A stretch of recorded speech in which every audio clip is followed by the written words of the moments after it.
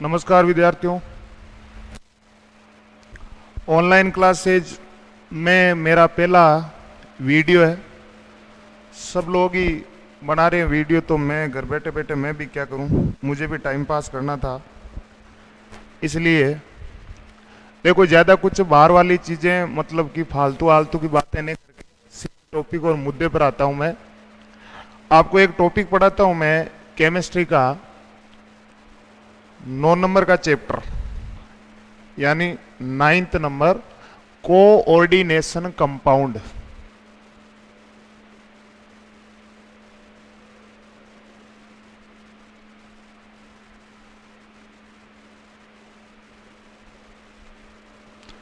उपसेय संयोजक यौगिक पार्ट।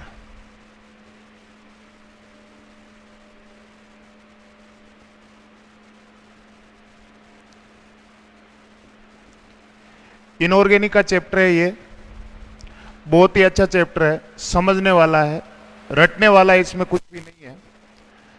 देखो, उपसेय संयोजक यौगिकों को पढ़ने से पहले अपन एक यौगिक पर, कंपाउंड पर चर्चा करते हैं कि यौगिक वास्तव में होता है क्या। जैसे यौगिक का मतलब होता है कि ऐसा पदार्थ जिसमें दो या दो से अधिक प्रकार के परमाणु या तत्व निश्चित अनुपात में सहयोग करेंगे तो वो जो पदार्थ बनेगा वो यौगिक है। जैसे मैं कहूं जल, जल का अपन सूत्र जानते हैं, H2 होता है। तो इसके अंदर आप ध्यान से देखोगे तो एक ऑक्सीजन के साथ में हाइड्रोजन परमाणुओं की संख्या 2 जुड़ी है, यानी हाइड्रोजन का अनुपात 2 है, ऑक्सीजन का 1 है। 2:1 में यदि ये दोनों जने संयोग करेंगे तब ही जल बनेगा। यदि हाइड्रोजन या 1 हो या हाइड्रोजन 3 है तो उसको आप जल नहीं कह सकते। इसका मतलब ये हुआ कि यौगिक जो होता है उसमें अलग अलग प्रकार के परमाणुओं का निश्चित अनुपात में संयोग होता है। अमोनिया है तो अमोनिया का फॉर्मूला हमेशा ही आपको NH3 मिलेगा, NH3 अमोनिया। 3 हाइड्रोजन 1 नाइट्रोजन के साथ में जुड़ करके अमोनिया का निर्माण करेंगे तभी ये अमोनिया हो पाएगी। इससे यदि कम ज्यादा है तो वो अमोनिया कंपाउंड नहीं है। तो अब जब यौगिक बनता है तो जनरली देखो ऐसा है कि जब ये परमाणु आपस में संयोग करते हैं, जुड़ते हैं, तो इन परमाणुओं के बीच में कोई न कोई बंध जरूर होता है। अब बंध की बात करें थोड़ी सी, बंध हालांकि 11th क्लास में जो आपके जो केमिकल बॉन्डिंग चैप्टर है चौथा, उसमें बंधों के बारे में अच्छी तरह बताया है। सह संयोजक बंध है, उपसह संयोजक है, आयनिक है, धात्विक है, बंध बहुत सारे प्रकार के हैं। अपन को यहां पर उपसह संयोजक बंध के बारे में चर्चा करनी है, यानी उपसह संयोजक और सह संयोजक थोड़ा सा बता दूं क्या होता है। देखो, जो सह संयोजक बंध होता है ना, सह संयोजक बंध परमाणुओं के बीच में तभी होगा जब दोनों तरफ से परमाणु इलेक्ट्रॉनों का समान साझा करें बॉन्ड बनाने के लिए। जैसे एक परमाणु इलेक्ट्रॉन का एक कर रहा है तो दूसरे वाला भी अपनी तरफ से एक का पार्टिसिपेशन करेगा, तो उनके बीच में समान साझेदारी होगी। आगे वाला यदि 2 कर रहा है तो ये भी 2 करेगा, समान साझेदारी। कैसे? जैसे अपन H2 गैस की बात करें, H2 गैस में 2 हाइड्रोजन परमाणु है, ये हाइड्रोजन 1 और ये दूसरा। अपन को पता है हाइड्रोजन का इलेक्ट्रॉनिक विन्यास 1s1 होता है, 1 इलेक्ट्रॉन होता है इसके पास। अब ये हाइड्रोजन क्या करेगा, अपना इलेक्ट्रॉन साझे के लिए डालेगा यहां पर, तो ये वाला भी हाइड्रोजन अपना इलेक्ट्रॉन साझे के लिए डालेगा। अब ये जो साझे में 2 इलेक्ट्रॉन आए हैं, इन इलेक्ट्रॉनों पर इस हाइड्रोजन का जितना अधिकार है उतना ही इस हाइड्रोजन का अधिकार है। दोनों का समान अधिकार है साझे पर, यानी इसके पास इलेक्ट्रॉन 2 हो जाएंगे और इसके पास ही 2 हो जाएंगे, क्योंकि हाइड्रोजन के पास कक्षा 1 ही है और पहली कक्षा में अपन को पता है अधिकतम 2 इलेक्ट्रॉन रहते हैं, यानी कि यहां पर अष्टक नियम का पालन हो रहा है। इस पर ऐसा नहीं है कि इस हाइड्रोजन का ज्यादा अधिकार है, इसका कम है, दोनों का बराबर अधिकार है। तो समान साझा, परमाणुओं के मध्य समान साझे के फल स्वरूप जो बंध बनता है उस बंध का नाम होता है सह संयोजक बंध। सह संयोजक बंध, वो सह संयोजक बंध होता है समान साझेदारी से। देखो, जनरली ऐसा होता है कि यौगिक जब बनते हैं तो परमाणु जब आपस में इलेक्ट्रॉनों का साझा करते हैं तो हमेशा अष्टक के नियम की जहां तक पॉसिबिलिटी हो वहां तक अष्टक के नियम का पालन करते हैं। जरूरी नहीं है सब में अष्टक नियम का पालन हो। देखो अष्टक का मतलब 8 से है, उनके आउटर जो सेल है उस सेल में 8 इलेक्ट्रॉन होते हैं साजे से, कुछ में 8 से कम रह जाते हैं, कुछ में ज्यादा रह जाते हैं, वो अपवाद है अष्टक नियम के। तो अपन को मोस्टली यही देख के चलना है कि ये अष्टक नियम का पालन करते हैं। अब जैसे मैं O2 गैस की बात करूं, देखो O2 गैस ऑक्सीजन गैस। अब इस ऑक्सीजन गैस में ध्यान से देखें तो 2 ऑक्सीजन परमाणु है। अब देखो ये दोनों ऑक्सीजन परमाणु के बीच में कितने बॉन्ड होंगे वो चेक करो। ये ऑक्सीजन, दूसरा ये ऑक्सीजन। अपन को पता है ऑक्सीजन का परमाणु क्रमांक 8 होता है। 8 का मतलब 8 इलेक्ट्रॉन। 8 इलेक्ट्रॉन कैसे भरेंगे? 1s2, 2s2 और 2p4।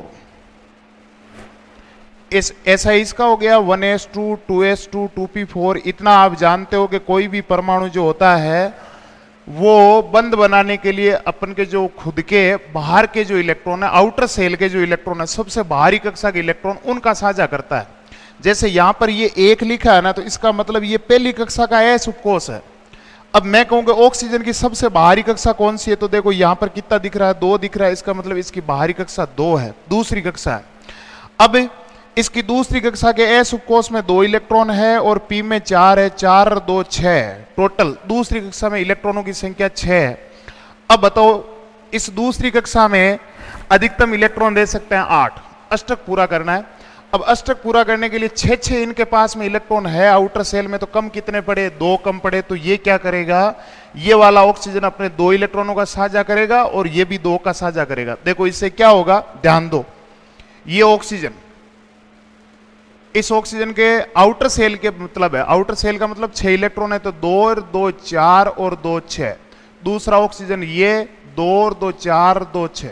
जितने कम पड़ेंगे अष्टक में उतने इलेक्ट्रॉनों का साझा है। 6 इलेक्ट्रॉन है तो 2 कम पड़ रहे हैं, तो ये क्या करेगा? 2 इलेक्ट्रॉन उठा करके यहां डाल देगा साझे में, और ये भी अपनी तरफ से 2 इलेक्ट्रॉन उठा करके साझे में डाल देगा। बात अभी थोड़ी देर पहले की थी कि साझे में जो इलेक्ट्रॉन होते हैं उनका अधिकार दोनों परमाणु का समान होता है। तो इस ऑक्सीजन को ध्यान से देखो, इसके पास इलेक्ट्रॉन कितने हो गए हैं आउटर सेल में? 2 और 2 4 2 6 2 8। अष्टक पूरा हो गया है। इसी ऑक्सीजन के साथ ऐसा हो जाएगा 2 और 2 4 2 6 2 8। अष्टक पूरा हो गया। अब जितने इलेक्ट्रॉनों का साझा होता है उतने बॉन्ड बनते हैं, ये चीज ध्यान रखो। 2 इलेक्ट्रॉनों का एक बॉन्ड माना जाता है, यानी एक बंध बनने के लिए 2 इलेक्ट्रॉनों की जरूरत है। तो इलेक्ट्रॉन कितने हैं? 4। तो बंध कितने बन जाएंगे? 2। तो ऑक्सीजन और ऑक्सीजन परमाणु के बीच में डबल बॉन्ड होता है। अब बताओ ये 2 और 2 4 इसके पास बच गए और ये 2 और 2 4 इसके पास बच गए। इलेक्ट्रॉनों का ये जो जोड़ा है जो साझे में भाग नहीं ले रहा है, इसको बोला जाता है लोन पेयर, एकाकी इलेक्ट्रॉन युग्म। यानी परमाणु के बाह्यतम कक्षा में उपस्थित ऐसे इलेक्ट्रॉन युग्म जो बंध बनाने में भाग नहीं ले, यानी साझे में पार्टिसिपेशन नहीं करते हैं, उनको बोला जाता है लोन पेयर। और जिन इलेक्ट्रॉनों की वजह से बॉन्ड बन जाता है, उन इलेक्ट्रॉनों का जो जोड़ा होता है उसको बोला जाता है बॉन्ड पेयर। तो यहां तक ये जो मैंने एग्जांपल दिए हैं हाइड्रोजन के, ऑक्सीजन के, ऐसे ही N2 के, अमोनिया के, सारे वो सारे के सारे सहसंयोजक बॉन्ड है। अपन बॉन्ड की बात करते हैं उपसह संयोजक की, कोऑर्डिनेशन बॉन्ड की बात करते हैं। कोऑर्डिनेशन बॉन्ड कब बनता है? देखो कोऑर्डिनेशन बॉन्ड तब बनेगा जब 2 परमाणुओं के बीच में एक परमाणु इलेक्ट्रॉनों का साझा करेगा, दूसरा नहीं करेगा। यानी जैसे ही वो एक परमाणु इलेक्ट्रॉन का साझा करेगा, उस साझित इलेक्ट्रॉनों के बीच में जो देने वाला परमाणु है, साझा कर रहा है, उसका भी अधिकार है और जो नहीं कर रहा है उसका भी अधिकार है। यानी कुल मिला के बंध बनने के लिए इलेक्ट्रॉनों का जो साझा होता है वो एक ही परमाणु द्वारा होता है, दूसरा परमाणु उस इलेक्ट्रॉन के साझे में भाग नहीं लेता। जैसे कैसे? देखो ध्यान से, मैं एग्जाम्पल लेता हूं आपके ओजोन का। ओजोन का फॉर्मूला क्या होता है? O3। ये ओजोन, 3 ऑक्सीजन है, 1 2 और 3। कोशिश अपन को यह करनी है कि इन तीनों ऑक्सीजनों के बीच में इलेक्ट्रॉनों का साझा इस प्रकार से करवाना है कि प्रत्येक अष्टक पूरा हो जाए। अभी जस्ट बात करी थी ऑक्सीजन के आउटर सेल में इलेक्ट्रॉन कितने होते हैं? 6 होते हैं। तो 6 इलेक्ट्रॉन बना दो आप, ये 2 ये 2 4 और ये 2 6। इसके पास भी 6 इलेक्ट्रॉन होंगे, 2 2 4 2 6। इसके पास भी 2 और 2 4 2 6। यानी कुल मिला के तीनों ऑक्सीजनों के बाह्यतम कोष में 6 इलेक्ट्रॉन है, 2 कम पड़ रहे हैं, 2 तो क्या होगा? पहले अपन यहां पर कोशिश करेंगे कि इनका दोनों का अष्टक पूरा हो। तो इसके आउटर सोल में 6 इलेक्ट्रॉन है, इसके भी 6 है, तो ये क्या करेगा, 2 कम पड़ रहे हैं तो 2 का साझा डाल देगा यहां पर, ये डाला, और दूसरा ये वाला भी अपना साझा डाल देगा यहां पर। तो इस ऑक्सीजन को आप ध्यान से देखो, इसके पास 8 इलेक्ट्रॉन हो चुके हैं, 2 4 6 8। इसके पास भी ध्यान से देखो तो 8 इलेक्ट्रॉन हो जाएंगे, 2 4 6 8।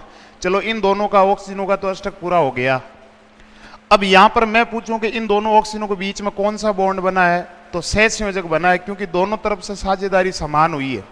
लेकिन इस ऑक्सीजन को ध्यान से देखो आप, इस ऑक्सीजन का आउटर सेल में अभी भी 6 इलेक्ट्रॉन है, अष्टक पूरा नहीं है। तो क्या करे, देखो 2 काम सोचे अपन। यदि ऐसा हो कि बीच वाला ऑक्सीजन अपना जो ये लोन पेयर है, एकाकी इलेक्ट्रॉन युग्म, इसको साझे के लिए मान लो यहां डाले, और ये भी ऐसा करे कि डाले। एक बार सोचे अपन, देखो कोशिश करें, मान लो इस ऑक्सीजन ने ये अपने 2 इलेक्ट्रॉन यहां डाल दिए, और इस ऑक्सीजन ने भी ये इलेक्ट्रॉन 2 यहां पर डाल दिए। अब आप ध्यान से देखोगे तो इस ऑक्सीजन के तो 8 हो गए, 2 और 4 6 और 8। लेकिन इस ऑक्सीजन को ध्यान से देखो, इस बीच वाले को, इसका आउटर सेल में कितने इलेक्ट्रॉन हुए, देखो 2 4 6 8 10। अपन को पता है ऑक्सीजन की आउटर सेल जो होती है वो सेकंड नंबर की होती है, और सेकंड नंबर की जो कक्षा होती है उसमें अधिकतम इलेक्ट्रॉन या 8 भरे जा सकते हैं, तो 10 इलेक्ट्रॉन होने के चांस ही नहीं है। इसका मतलब ये चीज गलत है। यानी कुल मिला के ये जो बीच वाला ऑक्सीजन है, यानी ये वाला साइड वाला ऑक्सीजन इसके साथ साझा नहीं करेगा। तो वापस मैं वही बना रहा हूं, देखो ये 2 इलेक्ट्रॉन इसको वापस दे दो खुद को, ये 6 इलेक्ट्रॉन है इसके पास, इसको दे दिए, और इसके पास ये इलेक्ट्रॉन। अब देखो क्या होगा कि ये जो बीच वाला ऑक्सीजन है वो साझे के लिए खुद डालेगा, बस अपने 2 इलेक्ट्रॉन डाल देगा, ये कुछ नहीं डालेगा साइड वाला। तो देखो ये अधिकार जमा लेगा इन इलेक्ट्रॉनों पर। अब देखो इस पर ध्यान दो, कितने इलेक्ट्रॉन है, 2 4 6 और 8। इसमें भी ध्यान दो, इसके भी देखो कितने हो गए, 2 4 6 2 8, मतलब तीनों ऑक्सीजनों के 8 इलेक्ट्रॉन हो गए हैं साझे में। अब बताओ इन दोनों सभी के बीच में यदि मैं बॉन्ड की बात करूं कि कौन कौन सा बॉन्ड बना है, तो देखो ध्यान दो, इस ऑक्सीजन और इस ऑक्सीजन ने 2 2 इलेक्ट्रॉनों का साझा किया है, इसलिए यहां पर दोनों ऑक्सीजनों के बीच में बन गया डबल बॉन्ड, समान साझा हुआ है। इस वजह से ये 2 सहसंयोजक बंध बन गए हैं। इसके और इसके बीच में देखो, इस ऑक्सीजन और इसके बीच में साझेदारी केवल इसकी तरफ से हुई है, एक तरफ से हुई है, तो ये बॉन्ड सहसंयोजक नहीं होगा, बल्कि कौन सा बॉन्ड होगा, उपसहसंयोजक बॉन्ड होगा। और उपसहसंयोजक बॉन्ड को इस तरह से बनाएंगे एरो करके। इस एरो का मतलब देखो ये है कि एरो जिस तरफ है, यानी एरो का मुंह इस तरफ है, इसका मतलब ये जो परमाणु है ये ग्राही परमाणु कहलाए, ग्राही इलेक्ट्रॉनों के लिए, यानी रिसेप्टर, रिसेसिव एटम बोलेंगे इसे। ये ग्राही परमाणु, खुद इलेक्ट्रॉन लिया है इसने, साझे के लिए मतलब यूज नहीं किया अपनी तरफ से, ऐसे अधिकार दिए। और साझे के लिए जिस परमाणु ने इलेक्ट्रॉन अपनी तरफ से दिए हैं उसको कहा जाता है डोनर एटम, दाता परमाणु, दाता परमाणु, डोनर एटम। तो ये दोनों कौन से बॉन्ड हुए, सहसंयोजक। ये कौन सा बॉन्ड हुआ, उपसहसंयोजक। तो उपसहसंयोजक बॉन्ड कब बनेगा, जब साझेदारी में इलेक्ट्रॉन हमेशा एक ही परमाणु की तरफ से दिए जाएं, तो उनके परमाणु के बीच में बनने वाला जो बॉन्ड होता है वो होता है उपसहसंयोजक बॉन्ड। अब बात यहां पर आ जाओ उपसहसंयोजक यौगिक। तो इसकी परिभाषा सीधी सीधी अपन सरल शब्दों में कहें कि ऐसे यौगिक जिनमें कौन से बॉन्ड उपस्थित हो, उपसहसंयोजक बॉन्ड प्रेजेंट होगा, तो वो उपसहसंयोजक यौगिक हुए। ये सरल भाषा में बात है, सीधी सी। अब उपसहसंयोजक यौगिकों को पढ़ने से पहले अपन कुछ सोल्ट के बारे में चर्चा करेंगे, जो लवण होता है। अब सोल्ट की बात करें, ये तो केवल इतनी अपन को साझेदारी के लिए, यानी कि जनरल नॉलेज के लिए ये चीज बताई है। सहसंयोजक और उपसहसंयोजक 2 बॉन्डों के बारे में मैंने बात की है। अब अपन यहां पर उपसहसंयोजक यौगिक के बारे में पढ़ेंगे, कैसे बनते हैं यौगिक और किन किन के बीच में उपसहसंयोजक बॉन्ड होता है। तो देखो,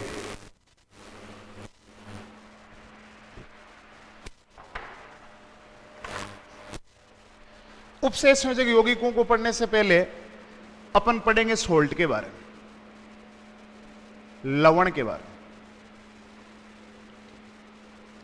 अब लवण होते क्या है, आपको सबको ही पता है, शायद मेरे हिसाब से 9-10 से शुरू हो जाता है। लवण किसे कहते हैं कि भाई अम्ल और क्षार, एसिड और बेस, यानी अम्ल और क्षार जब आपस में मिलते हैं, अम्ल प्लस क्षार, तो ये मिलकर के बनाते हैं लवण प्लस जल। और इस अभिक्रिया को बोला जाता है उदासीनीकरण अभिक्रिया, न्यूट्रलाइजिंग रिएक्शन बोला जाता है इसको। अम्ल और क्षार जब भी आपस में मिलेंगे तो लवण बनेगा और जल बनेगा। तो लवण की परिभाषा क्या हुई, अम्ल और क्षार की उदासीनीकरण अभिक्रिया के फल स्वरूप बनने वाले यौगिक जो होते हैं वो क्या कहलाएंगे, लवण कहलाएंगे। एग्जाम्पल ले, जैसे अम्ल की बात करें, मैंने मान लो एक अम्ल ले लिया हाइड्रोक्लोरिक एसिड HCl। अम्ल वो होता है जिनके पास में जनरली हाइड्रोजन होता है। अम्ल की और क्षारों की जो अवधारणा है वो साम्यावस्था पार्ट में आपने पढ़ा है, आरएनएस अवधारणा, लुईस अवधारणा है, ब्रांस्टेड लोरी अवधारणा है, बहुत सारी प्रकार की अवधारणाएं उनकी वजह से अम्ल और क्षार के बारे में परिभाषा देते हैं। लेकिन अपन जनरली उन पर चर्चा नहीं करके सीधी सीधी लेते हैं। क्षार वो होते हैं जिनमें जलीय आयन में ये OH- देते हैं, जलीय विलयन में NaOH। अब देखो बनना लवण और जल है तो अपन को पता है अम्ल देगा H+, क्षार देगी OH-, तो दोनों मिलकर के तो बना लेंगे जल। पीछे बचा क्या, इधर से Na बच गया, इधर से Cl, NaCl नमक बन गया भाई, सोडियम क्लोराइड, ये लवण बन गया। तो लवण की परिभाषा क्या हुई, अम्ल और क्षार की उदासीनीकरण अभिक्रिया के फल स्वरूप बनने वाले जो पदार्थ होते हैं उनको बोला जाता है लवण। ठीक है, लवणों के प्रकार पढ़े। अब देखो लवण कितने प्रकार के होते हैं वो देखें। देखो जनरली लवण में एक तो होते हैं सिंपल सॉल्ट, सरल लवण,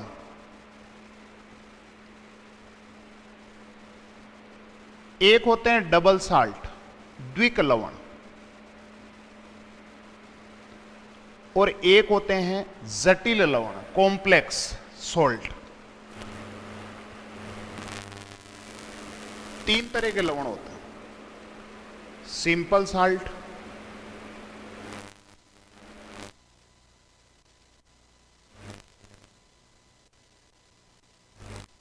कॉम्प्लेक्स सॉल्ट।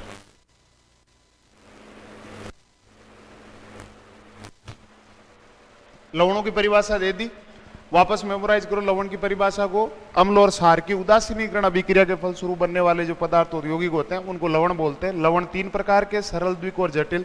सरल लवण क्या है, ध्यान से सुनो। सरल लवण वो होते हैं जो, अब लवण चाहे कोई सा, आपने NaCl लिया, चलो एग्जाम्पल लें। अब मैं यदि आपको बोलूं कि बच्चों इस NaCl को आप तोड़ के बताओ, ब्रेक करो, इसका डिसोसिएशन करवाओ, तो क्या करोगे आप, Na+ और Cl- के रूप में तोड़ोगे इसको, ये जनरली। अब अपन को पता है कि जिस आयन पर प्लस होता है वो धनायन होता है और जिस पर माइनस है वो ऋणायन होता है। तो ये एक सरल लवण है। कैसे, यानी ऐसे लवण जिनमें एक ही प्रकार के धनायन हो, संख्या में एक नहीं, प्रकार एक होना चाहिए, एक ही प्रकार के धनायन और एक ही प्रकार के ऋणायन, यानी एक प्रकार के ऋणायन और एक प्रकार के धनायन, उनसे जो मिलता है, उनसे मिलने से जो लवण बना हुआ होता है उस लवण को बोला जाता है सरल लवण। अब जैसे ये NaCl हो गया, मान लो मैं पोटेशियम क्लोराइड लूं तो वो KCl हो गया। पोटेशियम क्लोराइड को ब्रेक डाउन करेंगे तो K+ और Cl-, एक ही प्रकार का धनायन है, एक ही प्रकार का ऋणायन है। संख्या की बात नहीं कर रहा हूं। जैसे देखो पोटेशियम सल्फेट की बात करूं मैं, पोटेशियम सल्फेट का फॉर्मूला होता है K2SO4। तोड़े तो तोड़ो, K पर आपको पता है प्लस चार्ज होता है 1, कितने पोटेशियम है 2 है तो 2 लगा दो, प्लस SO4 पर माइनस चार्ज 2 चार्ज होता है। अब देखो यहां यदि मैं आपको कहूं कि पोटेशियम आयन जो धनायन है वो संख्या में कितने हैं, 2 है, लेकिन दोनों है तो एक ही प्रकार के, सेम ही प्रकार के हैं। सल्फेट 1 है, तो ये दोनों सेम है, प्रकार तो एक ही हो गया, तो ये भी सरल लवण में आएगा। सरल लवण वो होंगे एक ही प्रकार के धनायन और एक ही प्रकार के ऋणायन से बने हुए जो यौगिक होंगे वो सरल लवण। सरल लवण में बहुत सारे लवण, आप NaCl, NaBr, KBr, Na2SO4, K2SO4, बहुत सारे MgSO4 वगैरह जितने भी लवण, यानी वर्ग नंबर 1 और सारणी में ग्रुप नंबर 1 और ग्रुप नंबर 2 की जो मेटल्स है उनसे बने हुए जितने भी लवण हैं लगभग वो सरल लवण ही है, उनका आयन के रूप में ले और उधर से ऋणायन ले लें। 17वें वर्ग से उठा लो आप एलोजन को, F minus Cl minus Br minus I minus, उनको 17वें वर्ग को आप जोड़ते जाओ पहले वर्ग के साथ में, तो बहुत सारे लवण बन जाएंगे, कोई दिक्कत नहीं है। ये सरल लवण। बात करें द्विक लवण की, अभी सरल लवण और द्विक लवण और जटिल लवण, यहां से एक बार एग्जाम आ चुका है, एग्जाम में सवाल द्विक लवण और जटिल लवण में अंतर पूछा जा चुका है कि भाई इनके बीच में डिफरेंस क्या है। तो सरल लवण, मान लो मैं NaCl उठा दिया, ये NaCl, इसकी प्रॉपर्टीज क्या है सरल लवण की, वो देखो। सरल लवण जो होंगे वो ठोस अवस्था में स्थायी है, ठोस अवस्था में ये स्थायी है बिल्कुल इस तरह से। लेकिन इसी नमक को यदि अपन जल में डालें, इसको डिजोल्व करें जल के अंदर, वाटर के अंदर, तो क्या होगा आपको पता है, जैसे ही ये जल के अंदर जाएगा एक्वस मीडियम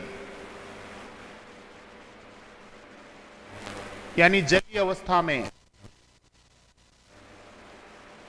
तो ये ब्रेक डाउन हो जाएगा किस किस में भाई, Na+ और Cl- में। क्या ये NaCl इस तरह से है, ये टूट गया, मतलब कि इसके जो लवण है उसके आयन बन गए हैं, ये आयनित हो गया जल में जाकर के। तो इसका मतलब ये जलीय अवस्था में ऐसा नहीं है जैसा ठोस अवस्था में। तो क्या ये जलीय अवस्था में लवण स्थायी रह पाया, नहीं रह पाया, यानी जलीय अवस्था में ये बन जाएगा अस्थायी, अस्थायी हो गया। तो सरल लवण की प्रॉपर्टीज क्या हुई, सरल लवण वो हो गए जो एक ही प्रकार के धनायन और एक ही प्रकार के ऋणायन से बने हुए यौगिक सरल लवण कहलाते हैं। और लेकिन सरल लवण की यदि प्रॉपर्टीज की बात करें तो ये ठोस अवस्था में स्थायी होगा, लेकिन जलीय अवस्था में क्या होगा, अस्थायी। अब एक चीज और देखो कि यहां पर ये जो लवण है, इस लवण के जो आयन बने हैं, इसके अवयवी आयन जो इसको बनाने वाले हैं, इनका यदि मैं परीक्षण करना चाहूं कि जैसे अपन आपके 12th क्लास में प्रैक्टिकल है, मूलकों का परीक्षण आते हैं, रेडिकल्स के निकालने पड़ते हैं, आपको लवण दिए जाएंगे दो, उन दोनों लवणों को मिलाकर के मिश्रण बनाया जाएगा और उसमें आपको धनायन और ऋणायन की पहचान करनी है। तो उनके अलग अलग टेस्ट है। तो उस टेस्ट के हिसाब से यदि मैं कहूं कि मुझे भाई Cl- का परीक्षण करना है कि इस जलीय विलयन के अंदर Cl- है कि नहीं है, तो इसके अकॉर्डिंग जितने भी टेस्ट है मैं आराम से कर सकता हूं। मतलब Cl- अपना परीक्षण दे सकता है कि भाई मैं यहां पर प्रेजेंट हूं।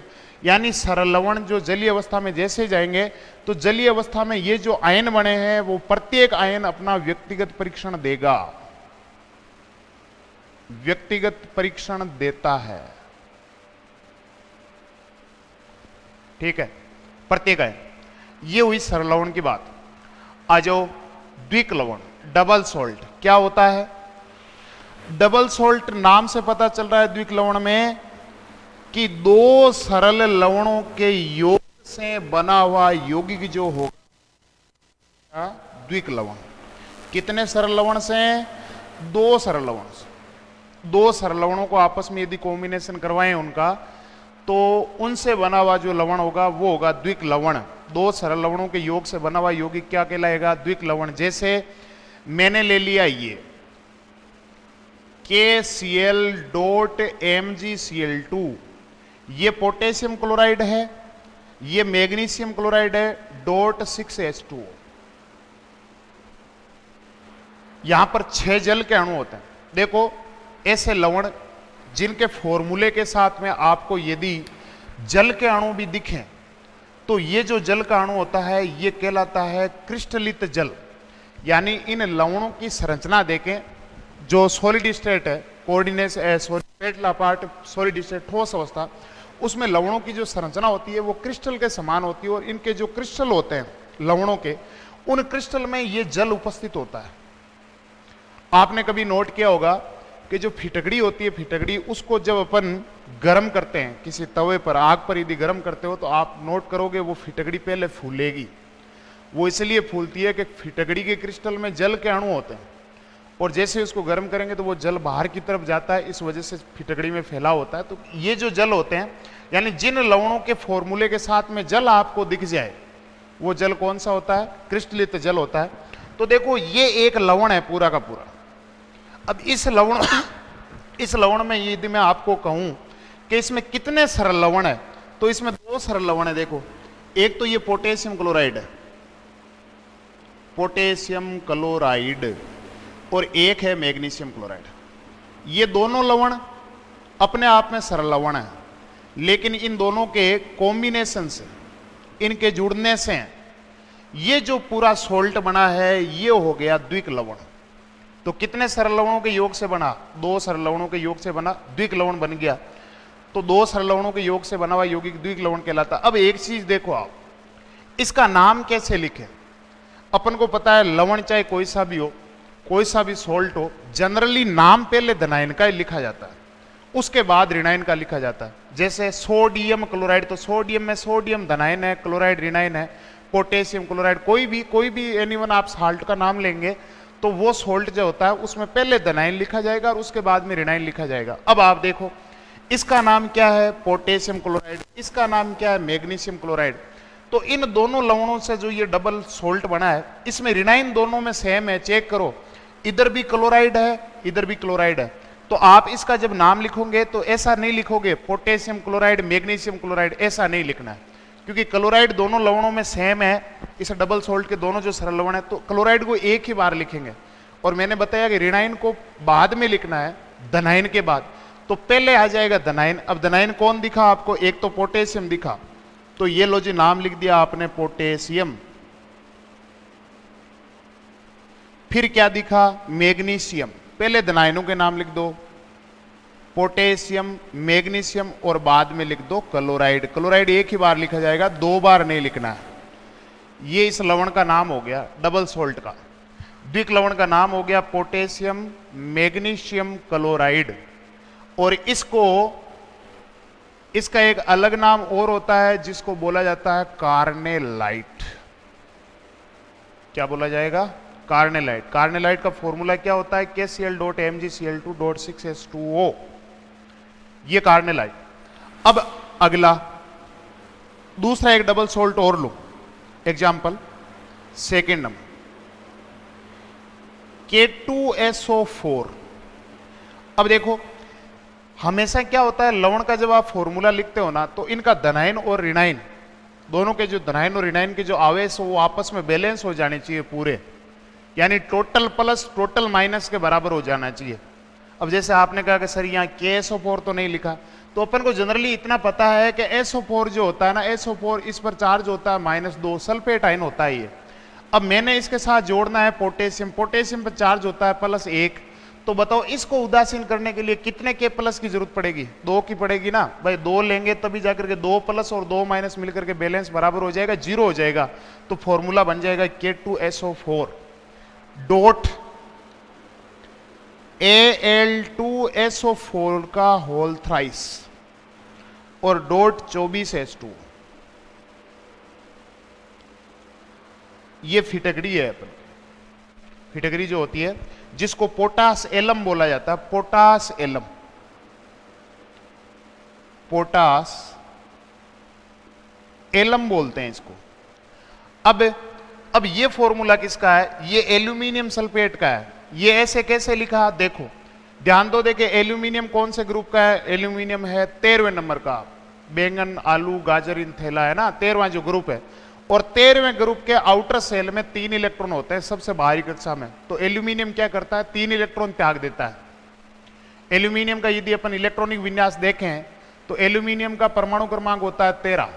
इसका इलेक्ट्रॉनिक विन्यास देखेंगे तो 1s2, 2s2, 2p6, 3s2 और 3p1 होता है।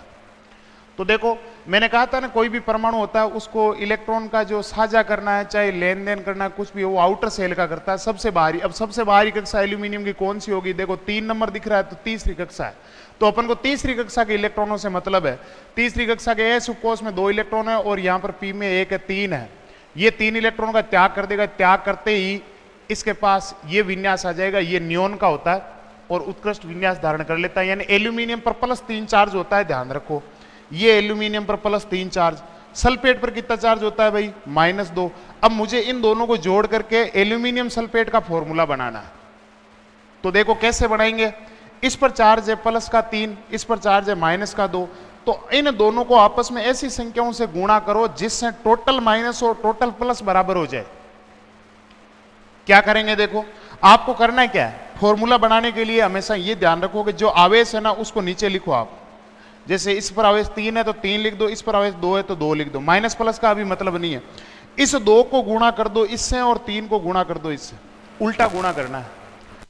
एल्यूमिनियम में जब 2 लूंगा तो 3 दूनी कितने हो गए, प्लस कितने हो गए, और सल्फेट पर -2 या 3 को गुणा करेंगे तो कितने हो गए, -6। मतलब सल्फेट तो हो गए 3 और एल्यूमिनियम हो गए 2, तो एल्यूमिनियम 2 और सल्फेट 3।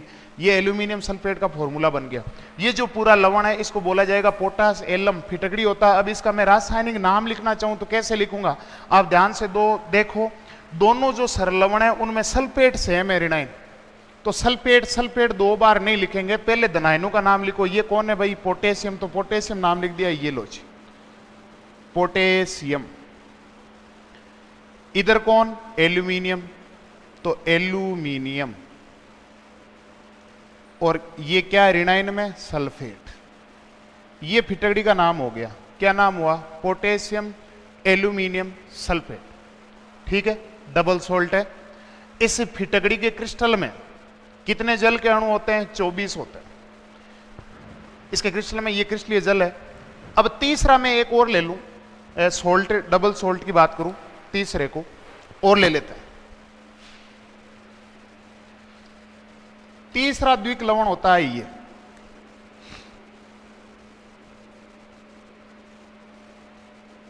NH4 का whole twice SO4, ammonium sulphate है भाई। अमोनियम पर +1 चार्ज होता है, तो सल्फेट के -2 को संतुष्ट करने के लिए 2 लेने पड़ेंगे। FeSO4 फेरस सल्फेट होता है, .6H2। इसको वैसे बोला जाता है मोहर लवण, साधारण भाषा में मोहर लवण। टाइट्रेशन के अंदर अनुमापन में अम्ल जो ऑक्सीकरण अपचयन अनुमापन होता है, मतलब पोटेशियम परमैंगनेट और फेरस अमोनियम सल्फेट के बीच में अनुमापन किया जाता है टाइट्रेशन, उसमें ये अपन यूज करते हैं इसका। अब ये मोर लवण है, इसका नाम क्या है, तो देखो यहाँ पर सल्फेट दोनों में ऋणाइन सेम है, ऋणाइन का नाम बाद में लिखेंगे, पहले इनका लिखो। ये कौन है भाई, अमोनियम, अमोनियम। इधर कौन है, फेरस, फेरस। फेरस कब होता है, जब Fe पर +2 चार्ज, Fe पर +3 होता है तो बोलते हैं फेरिक। अमोनियम फेरस सल्फेट, ये इसका नाम होगा। ये तीनों के तीनों डबल सोल्ट है, 2-2 सरलवणों के संयोग से बने हैं। अब इसकी गुण की बात करें कि क्या ये दोनों अवस्थाओं में स्थायी है, मतलब ठोस अवस्था और इनको जल में घोलने के बाद में भी क्या ये स्थायी है, तो देख लेते हैं। ठोस अवस्था में तो ये स्थायी होंगे ही होंगे, नो प्रॉब्लम, कोई दिक्कत नहीं है, ठोस अवस्था में ये स्थायी है, इसी तरह से रहेंगे। लेकिन इनको आप यदि जल में डाल देते हो, वाटर में इनको जब डिजोल्व करवाते हो, तो देखो ये किस तरह से टूटते हैं, वो देखो। इनको वापस लिख देता हूं मैं, जैसे मैंने फिटकड़ी का लिख दिया K2SO4 Al2SO4 का होल थ्राइस .24H2O। ये ठोस अवस्था में स्थायी है, ठोस अवस्था में स्थायी है। लेकिन जैसे ही आप जल में डालोगे इसको, in aqueous medium,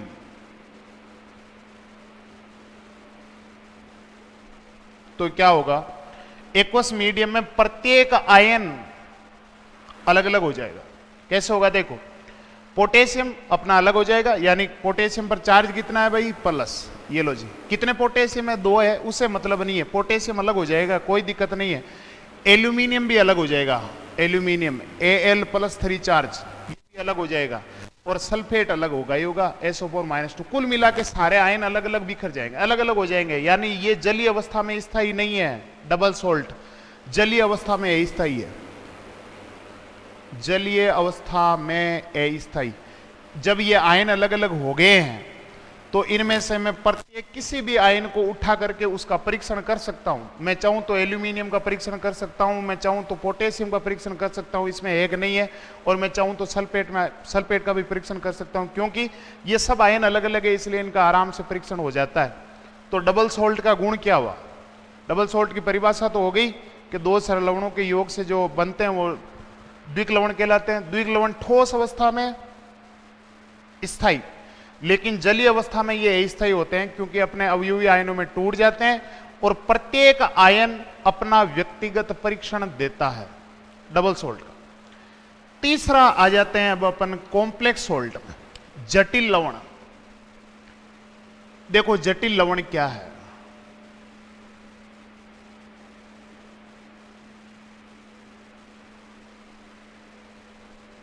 complex salt. वास्तव में ये जो जटिल लवण होते हैं ना, यही उपसेच संयोजक यौगिक होते हैं। उपसेच संयोजक जो यौगिक है वही जटिल लवण है। जटिल लवण में क्या होता है, जो आयन होते हैं ना, आयन, चाहे तो जटिल लवण के अंदर धनायन और ऋणायन में से कोई भी एक आयन जटिल होता है, मतलब कि बड़ा आयन होता है। बड़ा आयन, कई आयनों का समूह होता है, वो जटिल आयन होता है। जैसे मैं एक एग्जाम्पल ले लेता हूं कि K4FeCN6 ये एक जटिल लवण। ध्यान दें कि ये जो मैंने बड़ा ब्रैकेट बनाया ना, ये कभी नहीं टूटेगा। इसके अंदर जितने भी आयन है वो अलग कभी नहीं होंगे। होते हैं कुछ कंडीशन में, मतलब जो इंपैक्ट प्योर है और जो उपसेच संयोजक यौगिक होते हैं उनमें से कुछ उपसेच संयोजक यौगिक ऐसे होते हैं जो इनमें से टूट जाते हैं। लेकिन जनरली आपको इतना याद रखना है कि ये जो बड़ा ब्रैकेट है, बड़े ब्रैकेट को किसी भी कंडीशन में आपको तोड़ना नहीं है, ये टूटेगा नहीं। तो जटिल लवण में देखो ये चीज कैसे, ध्यान दो इसको। ये ठोस अवस्था में स्थायी है, नो डाउट, कोई दिक्कत नहीं है। लेकिन जैसे ही अपन इसको एक्वस मीडियम में डालेंगे, इन एक्वस मीडियम, तो देखो ये कैसे टूटेगा। ध्यान देना, ये पोटेशियम अलग हो जाएंगे इससे। तो पोटेशियम पर कितना चार्ज होता है, +1। कितने पोटेशियम है भाई, 4 जने हैं, ये लो जी, अलग हो गया। तो पीछे क्या बचा होगा, पीछे बचा ये मसाला FeCN और 6, और इस पर चार्ज कितना आएगा वो देखो, 4 पोटेशियम पर कितना है, +4। तो ये +4 संतुष्ट तभी हो सकता है जब इस पर कितना हो, -4। तो ये -4। अब चलो ये जलीय अवस्था के अंदर आ गया है, लेकिन जलीय अवस्था में ये पूर्ण रूप से वियोजित नहीं हुआ, इसलिए इसको जलीय अवस्था में स्थायी माना जा सकता है। कैसे, देखो मैं यदि यहां पर Fe+2 या Fe+2 फेरस है, इसका यदि मैं परीक्षण करना चाहूं तो मैं नहीं कर सकता, क्योंकि Fe के साथ में कौन जुड़ा हुआ है, साइनाइड जुड़ा हुआ है। यदि मैं अकेले साइनाइड का परीक्षण करना चाहूं तो साइनाइड का नहीं कर सकता। क्यों, क्योंकि साइनाइड मुक्त अवस्था में है ही नहीं, इसके साथ Fe सेम है, पास पास में दोनों, यानी ये जो ब्रैकेट वाला पूरा जो आयन है वो एक आयन की तरह व्यवहार करेगा। Fe और साइनाइड की दोनों प्रॉपर्टी साथ में मिली हुई है, इनको आप अलग अलग नहीं कर सकते। तो क्या जलीय अवस्था में हमने इनका, मतलब हम इनका व्यक्तिगत परीक्षण कर सकते हैं क्या, नहीं कर सकते। ये जटिल लवण में ध्यान रखना है, जटिल लवण ठोस और जलीय अवस्था दोनों में स्थायी होता है, और इनका जो प्रत्येक आयन होता है वो जलीय अवस्था में अपना व्यक्तिगत परीक्षण नहीं देता, परीक्षण नहीं देता। तो डबल सोल्ट और कॉम्प्लेक्स सोल्ट में यही अंतर आया था। वहां पर यह लिखना था कि भाई डबल सोल्ट जो होता है वो ठोस अवस्था में स्थायी होता है, जलीय अवस्था में अस्थायी होता है, और जलीय अवस्था में ये अपने अवयवी आयनों में टूट जाता है और प्रत्येक आयन अपना व्यक्तिगत परीक्षण देता है। कॉम्प्लेक्स सोल्ट में लिखना है ठोस और जलीय अवस्था दोनों में ये स्थायी है, और इसका जो प्रत्येक आयन है वो अपना व्यक्तिगत परीक्षण नहीं दे सकता। पोटेशियम का मैं परीक्षण निकाल सकता हूं क्योंकि ये अलग है, लेकिन Fe का नहीं निकाल सकता क्योंकि Fe के साथ में साइनाइड जुड़ा हुआ है। साइनाइड का भी नहीं निकाल सकता क्योंकि साइनाइड के साथ में Fe है। ये चीज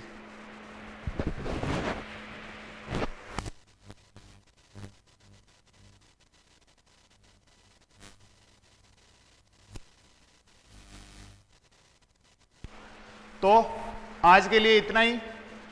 यदि आपको लगे कि नोट्स लिखवाने चाहिए तो आप कमेंट करके आराम से उस वीडियो में बता देना, और नहीं तो आप स्क्रीनशॉट भी खींच सकते हो। यदि आप लिखना चाहो साथ साथ में लिखना है तो आप कमेंट करके बता देना। बाकी ऑल द बेस्ट, तैयारी करो। यदि आपको अच्छा लगे वीडियो तो बता देना, और डाल दूंगा। और यदि नहीं लग रहा है तो, वैसे मुझे जान भी गए होंगे आप, क्या नाम है मेरा, जानते हो ना? हाँ जान गया, CR नैन है ना, CR की फुल फॉर्म तो जैसे जी बना लीजिए था, चौकी लगे जाओ। Okay, all the best.